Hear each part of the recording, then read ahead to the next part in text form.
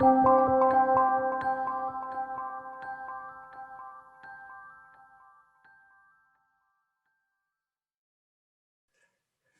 and welcome to another episode of The Soul of Business with Blaine Bartlett. I am your host, Blaine Bartlett. And as you're accustomed to hearing, the focus of this program is on that thing that I call the soul of business. And it's actually that part of anything that gives aliveness, brings aliveness to what we do. It also is the source of inspiration. It's a source of creativity. And when we can tap into it, and every business has got this to be tapped into, when we can tap into it, magic seems to happen. And that's one of the reasons that I'm so excited to have as my guest today, Nada Lena, who is the founder and the CEO of an organization called Rise Up For You. And I had the privilege of co-hosting with my very good friend, David Meltzer, a show that we do every week. It's a live broadcast, simulcast on actually YouTube, LinkedIn, and Facebook. It's called Office Hour Soul of Business on Thursdays at 3 p.m. And this is not a commercial for that show, but it is a kind of a way of introducing Nada here. She was a guest on the show, and I absolutely loved the story of her organization, Rise Up For You, what it was about, and also just kind of what she's up to. So Nada, I want to just welcome you to the show. It's good to have you here. Thank you so much, Blaine. It's an honor to be here and looking forward to sharing. Well, I'm looking forward to the exploration here. As you know, with all of my guests, the first question I'll ask, and it's really the only question I'll lead with, is when you hear the soul of business, what does that bring up for you? It's a really interesting question. For me, when I hear the soul of business, the first thing that pops up is values. It's just the word values comes to my mind. And the reason why is because business is not easy.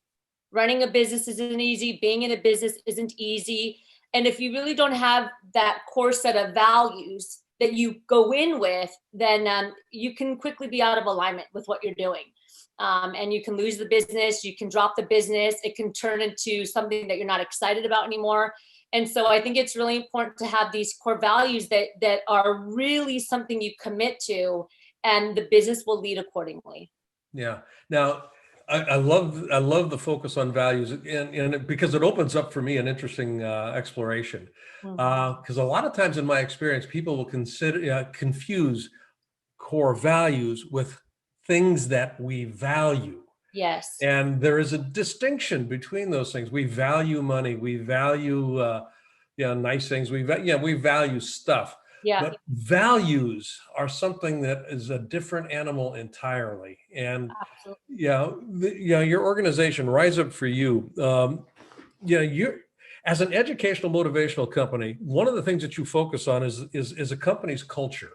Yeah. And this is where the values come in, and you do it in an interesting way. It has to do with people development. Now, my language for it is, build great people, you build a great company. Yeah. And that's my sense of what Rise Up For You is all about, is building great people. Yeah. So, a couple of things here. How do you go about doing that? And probably before we get into that, how did you get into doing that? What kind of brought this up for you? Because your background, you're a former college professor, executive in an education company. You toured the world singing. You've got this kind of an interesting mix, which I think is fascinating. And this is why I love talking to people on this show. Thank you. How did you get into this, and why was this so important? The people side of this thing. That's a really good question. So I got into it. It started with me. So as you mentioned, I was a performer and I used to tour the world internationally. And I always say that when I was performing, I was always the best performer in the room, but I was never the best singer. So there was always people in the room that had way better technique than me. They were more talented than me. But yet I always stood center stage and I always had what they call the diva solos, right? And so I quickly realized that it wasn't about the technique that made an individual successful. It was really about the mindset, how they showed up, how they communicated, and their confidence. And so that was really the touching point for me. And then when I went on tour, I noticed that, again, some of the challenges that were happening on an organizational level had to do with people. So now I saw that personal success, right, was being hindered because of these people's skills. But then on a larger level, I saw organizational success being hindered by the people's skills, not the technique, not the product, right, not the strategy, but all came down to individuals. So when I got done performing, as you mentioned, I went back to school. I got my degree in executive leadership. I became a professor and an executive, and the same thing was happening. So individuals in this corporation that I was 27. I had 200 staff members under me at 27. But really toxic company culture, poor communication, individuals that were sabotaging themselves, that weren't putting their best foot forward. All the challenges that we were really dealing with in the company, it all came down to these people, human, soft skills, whichever one you want to call them. This was really the core of the challenges that we were dealing with. And that kind of started my journey. And then from there, I had my own personal experience, and then I built the company from that. Yeah. The notion of soft skills, when people hear soft skills, it's always fascinating to me about how it almost becomes a dismissive comment. And in my experience, and this is over 40 years worth of experience, the soft skills are actually the hard bedrock of a successful organization. And if you're not paying attention to the soft skills, you're going to be dead in the water in a real quick time frame. Oh yeah. Well, they came out with the statistic about a year ago that said 75% of individuals derail their career because they don't have soft skills. Yeah. So, the IQ or the technical skills, it might get you the interview. It might even land you the job. But it's the EQ or the soft skills that we're talking about that get you to keep the job, that get you to grow in the job, that get you to create sustainable success in your life. But you're right, it's the skills that we spend the least amount of time. I mean, even if you look at our school districts, K through 12, it's the skills that these kids aren't learning, unfortunately. Today, they're starting to infuse it, but it's a byproduct, right? If we have time, let's pull this in. But it's really the skills that we need to be building and learning. So following that thread, what are, if you can enumerate a couple of these quote unquote soft skills? I've got my list, but I'm very interested in looking where we're at with this. Yeah, so right now the top ones, especially where we're at in society, emotional intelligence is number one. Yep. And that's because emotional intelligence has 18 different competencies that fall under that. That's a lot. So we're talking empathy, diversity, equity, and inclusion, leadership, confidence, internal motivation, adaptability. I can keep going, right? So that's just awareness. Yep. Yeah, exactly. That's just EQ. Then the second thing is creativity, critical thinking. All these are considered soft skills, right? Where you can't read a book on it. It's things that we have to build our muscle on. We have to grow that technique and that skill, and that takes time. So as you mentioned, with a technical skill or a hard skill, once you understand it, for the most part, you can implement. 2 + 2 = 4. Got it. I know that forever, and it doesn't change. Soft skills are the opposite. They're really easy to understand. We know we should communicate better, manage our stress, be confident, be a good leader. But it takes years and a lot of work to actually build that muscle so that when you're in the moment, you can actively practice it. Yeah. So I would say definitely emotional intelligence, adaptability, creativity, critical thinking. These are the core soft skills right now that are 100% needed in life and in the workforce. Yep. There's, you mentioned early on mindset. So I was always the best performer, not necessarily the best singer. And there's a mindset there that's interesting. And I'm going to marry this into the conversation we're having about soft skills, hard skills. Yeah. In my experience, and this is, and we can just kind of open this up a little bit here. When people enter the workplace, when leaders, entrepreneurs found their businesses and whatnot, they will pay attention to, the skill set that is tied to the job itself. Wow. And it's usually pretty well defined. And as an entrepreneur, I need to be able to read a P&L and understand finance and all of that kind of stuff. Those are hard skills.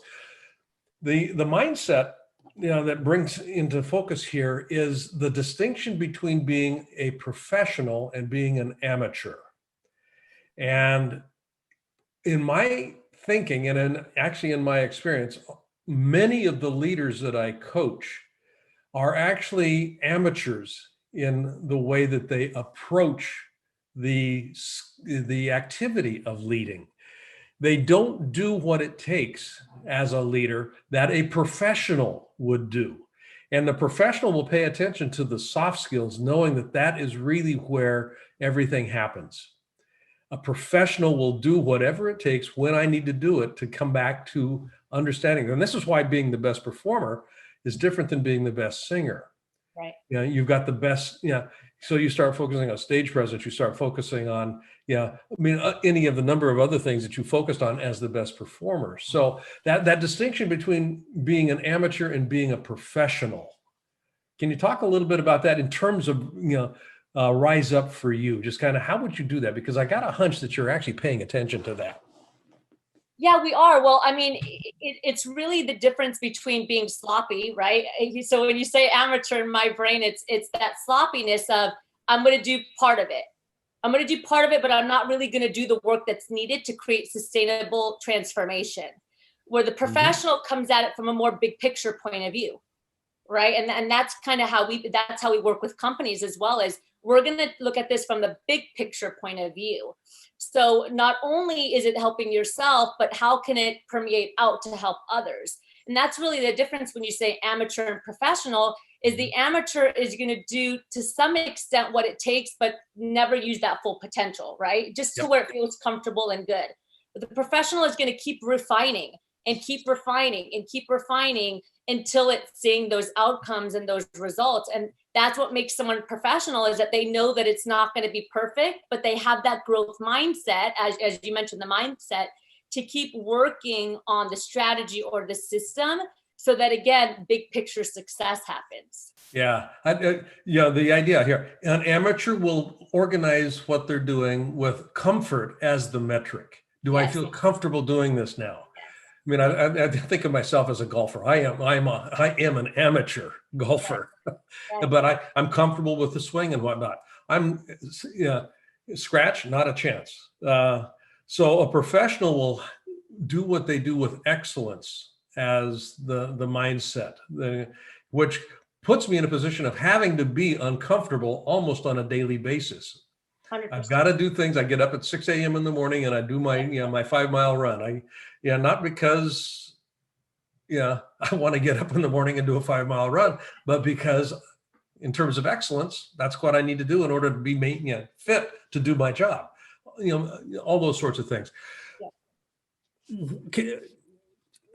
Serve humanity through elevating humans and their potential. I mean, this idea of service permeates everything that I do. And in my initial conversation with you when we were on office hours together, that came across very loudly in terms of what you and Rise Up for You does. Yeah. And I got a hunch, and I want you to talk a little bit about your new book, Rise Up for You, because I got a hunch that service is kind of a thread that runs through that. Yeah. Well, it's all about providing value, so especially with humans and these human skills, it's about helping individuals understand what they can't see. And that's the blind spot. And that's how our whole business runs, right? And thankfully, that's why we've grown to where we're at. And we're still growing even with COVID. The last 4 months, we've quadrupled. And that's because we come from that place of let's provide education, let's provide value, and everything will return from there, right? It's the same thing in the workspace. So when individuals talk with us and they say, how do I move up in my career? I say, it's not about you. If you want to know, remember this part. It's not about you. And they say, what do you mean? So just remember that phrase, it's not about you, and then watch how fast you move up in the career. Because when you come from this mindset of how can I serve? How can I add value? What do you need more of? Where can I help you? Things will start to come back to you. But if you're always thinking me, I want to grow, I want to move, I want to do this, it's going to do the opposite naturally. And so that's really, that's a core value that we have with our company, is just add value, add service, add education, and everything will come from that. Yeah. The whole notion of, and again, I kind of go back to mindset on this. What I'm saying, if I'm one of your clients, I want to get ahead in my career. Just that declaration says I'm not ahead in my career. Yeah. So I'm operating from a sense of lack just by definition. Yeah. Yeah. So I want to pick that up. Oh, excuse me here.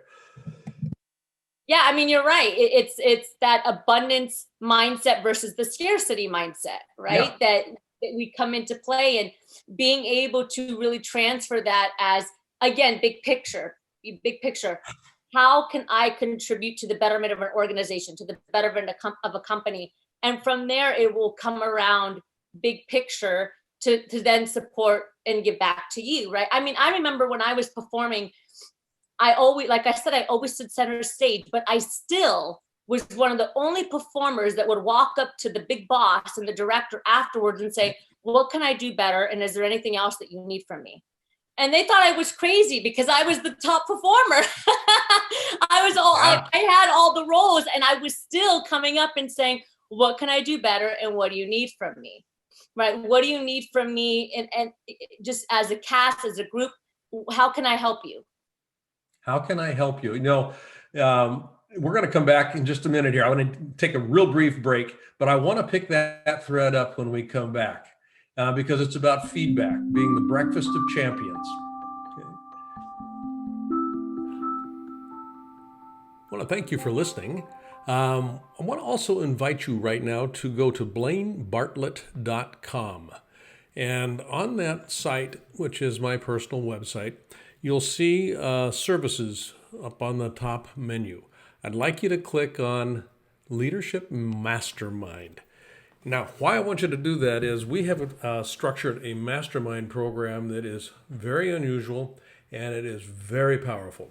And by going onto that site and clicking that link, you'll be taken to a landing page that is an invitation to join this mastermind. It's a 52-week-long exploration of what it takes to be a highly effective leader in today's fast-changing environment.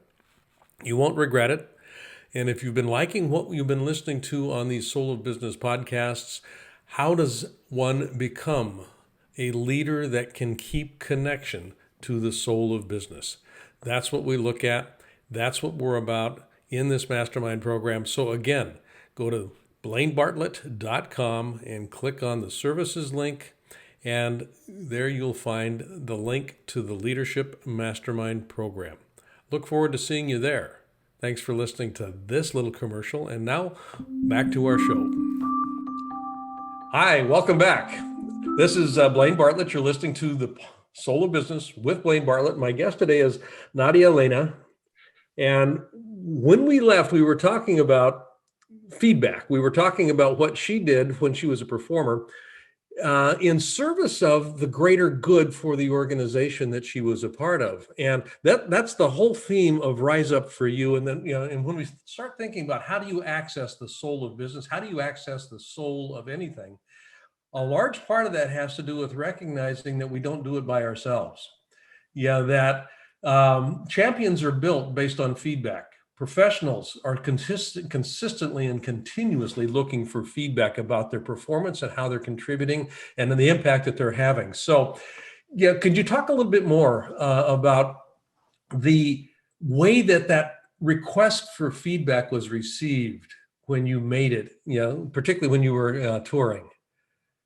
Yeah, I mean, a lot of times when I asked for feedback, people were shocked. Because again, you're a high performer, you're high functioning. Why are you asking for feedback? And I think it goes back to the mindset that we talk about, that always having a growth mindset and being learnable, right? Always being able to say, I can still grow. And I want to still grow, right? And that's really that's motivation for me, is knowing that I can every day I can learn something new, right? And so, that has always served me.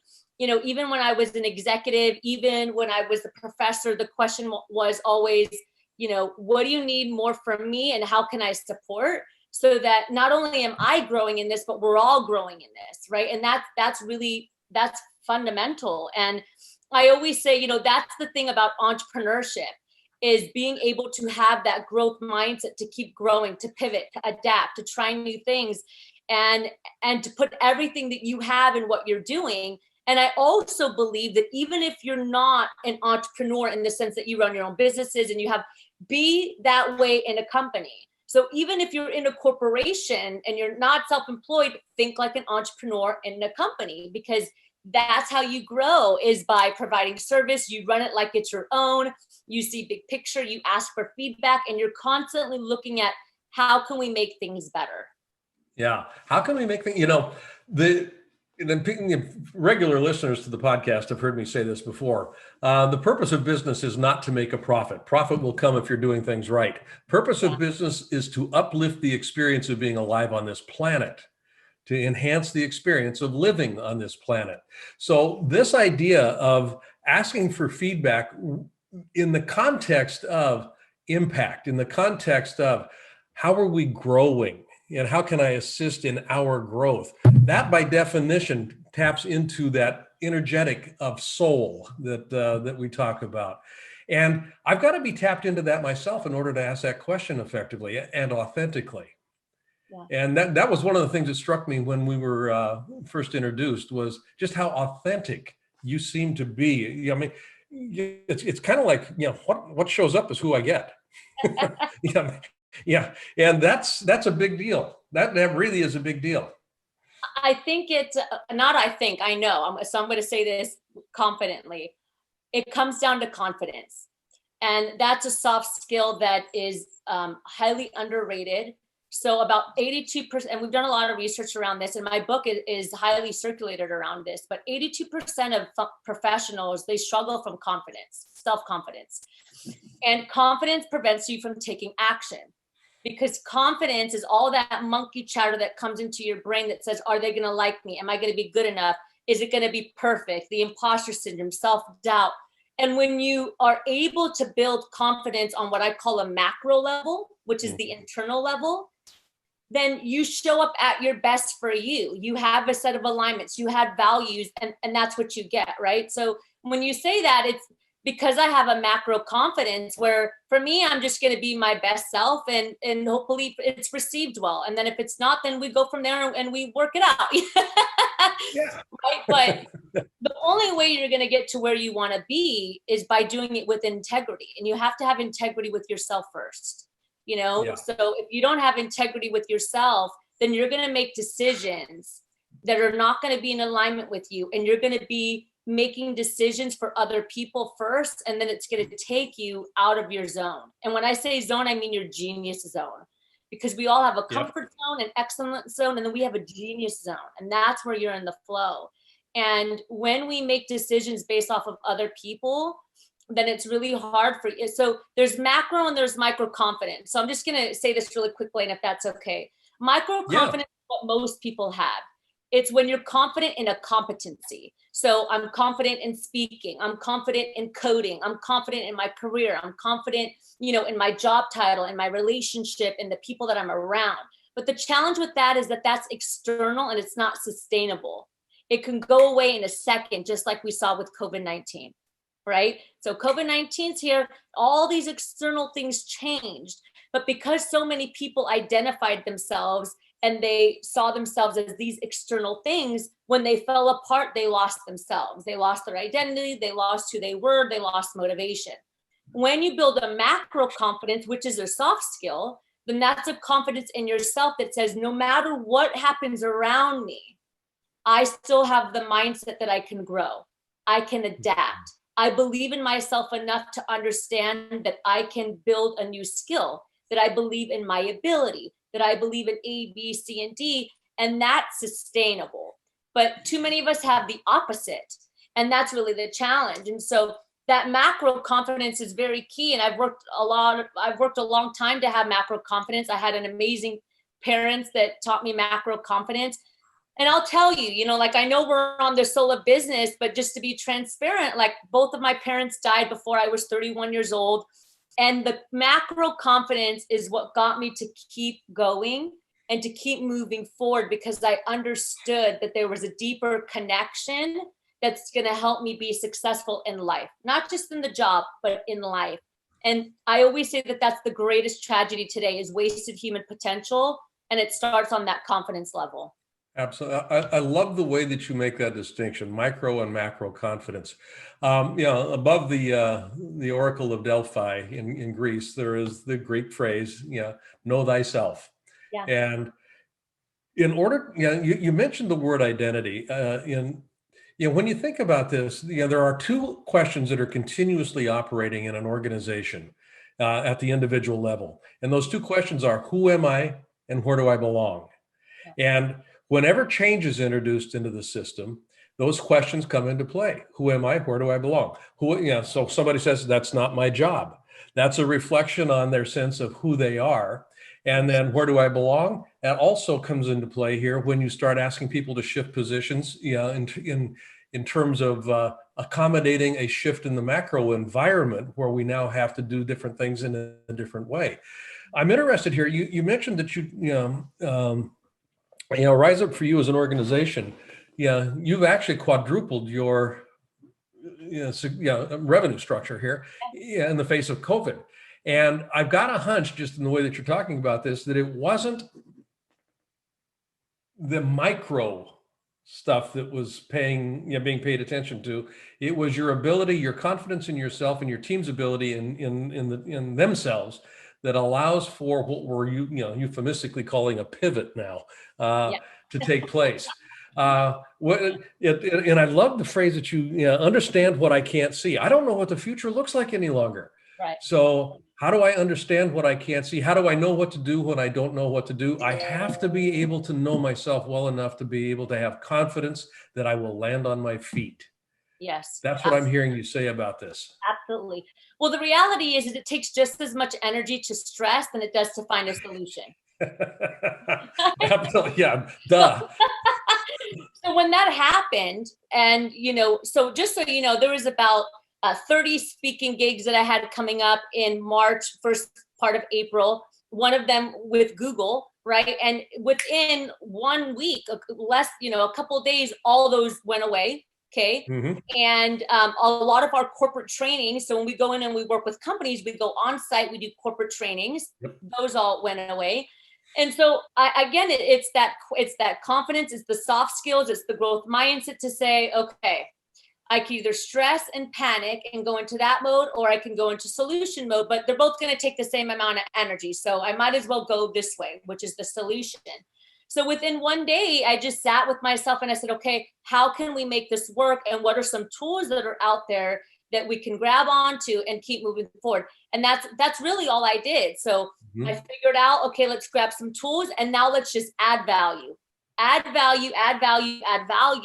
And within a couple days, I was doing that, and it didn't even skip a beat. There was not one bad month that we had, thankfully, because we just made it. And then I passed it down to the team. So leadership have to start with me, figure it out with me to pass it, to pay it forward, or to pass it down. If I don't start with me, I have nothing to pay it forward. Right. Yep. And so that's some of the challenges that we were seeing with leaders around the world, is that they were trying to manage their teams, but they weren't starting with themselves first. Are you calm? Have you managed your situation? Have you controlled your emotions and your stress? Have you came up with a game plan to some extent that now you can say, all right, team, here's what we're going to do. Everyone was just flying off and trying to make it up. Go. Hair's on fire. Oh my God, we're gonna die. The sky is falling. On fire. So I'm thankful that we've been able to grow. We brought on more team members, and we're still just, moving forward and, using Zoom and honestly, we've gotten more reach. So now we're like in India, in the Middle East, and in some areas that we weren't in before COVID. So again, that's that mindset of saying, well, in some ways this could be really beneficial because I can reach a larger audience than I could maybe in California in my backyard. Exactly. I mean, that mirrors, almost to a T, my experience of our organization as well. It's, I've got a broader reach now than I had pre-COVID. And in the face of, Asia disappeared for me, Africa disappeared, Europe disappeared, South America went away. It's kind of like, okay, this is going to be fun. Let's see what we can do with this. And and I know myself well enough, and I'll come back to this because this is the invitation to the listener. I have to know myself well enough for that macro confidence to kick in. I have never not landed on my feet in my entire life. I have never not landed on my feet. So that's an important takeaway when people start looking at how they lead their businesses, because in order to have that mindset, I have to have a trust in the soul, what I'm calling the soul of business, that spirit of life. Yeah, life wants to express. It wants to expand. It wants to grow, and it will grow in all kinds of conditions. And sometimes it will grow rapidly in some of the most adverse conditions, Yes. which is kind of an interesting paradox. Absolutely. Change is the only thing that is constant. And so if we don't have that macro confidence to shift and to believe in our ability, we're going to have a hard time when those external factors are changing, which they will. People change careers, they change relationships, they change financial income brackets, they change, I mean, all these things are constantly shifting. And we have to be able to stay on top when that happens, and it starts with that confidence, which again is a soft skill. You'd be surprised, Blaine. A lot of companies hire us to teach confidence. Yeah, I would not be surprised, quite frankly. Yeah, we do a lot of other stuff, but I think they're starting to realize that, okay, our product is only as good as our people. And if our people don't feel good, or if they don't feel confident to take action or to make a call or to deal with the client, it's just going to hinder everything. Yeah. Take care of myself first, take care of my people, and then the business will take care of itself. Yeah, absolutely. That's literally kind of how that will work. Where can people find out more about Rise Up For You? Yeah, great question. So we've made it super simple. So everything is Rise Up For You, completely spelled out. You can go to riseupforyou.com, LinkedIn, Instagram, Facebook, all at Rise Up For You. And we'd love for you to check us out and to reach out. We're always here to serve and help. So thank you. Yeah. And folks, I really do want you to go check out that website. There's some great resources on the site. And the story is really worth spending some time unbundling. You've also got, and we mentioned this earlier, a new book. I do. Also called very serendipitously called Rise Up For You. Where can people get that? Yeah, it's Rise Up For You, closing the gap between you and your potential, because we all have blind spots and sometimes we don't know where we need to grow. So you can find it on Amazon. You can find it on our website, riseupforyou.com/shop. Very accessible to anyone. Okay. And one last thing here, and this will air just prior to an upcoming conference that you have. So I want to be sure that we can actually get some information in about that. What's the title of the conference? What's the focus, and when is it? Thank you. Great question. So it's just the Rise Up For You annual conference. It's our 5th year doing it, and we love it. It's amazing. And the focus is really to help entrepreneurs, leaders, and professionals move the mark to that next step. And so it's a virtual conference, but it's live. It's not automated. And we actually bring in 12 guest experts. We have people like Kathy Buckley, Brian Covey, Scott Duffy. You might know Scott Duffy, Blaine. I know Scott very well. I know Kathy very well. Kathy's a very good friend. Yeah, amazing people that are going to be coming to speak at this conference and help us move the mark. And so it's a combination of empowerment and strategy, because you have to have both. Empowerment goes nowhere if there's no strategy. And so all of you entrepreneurs, professionals, leaders that are looking to move that mark a little bit, get to that next step in your potential in your business, this is a great place for you. So it's riseupforyou.com/conference.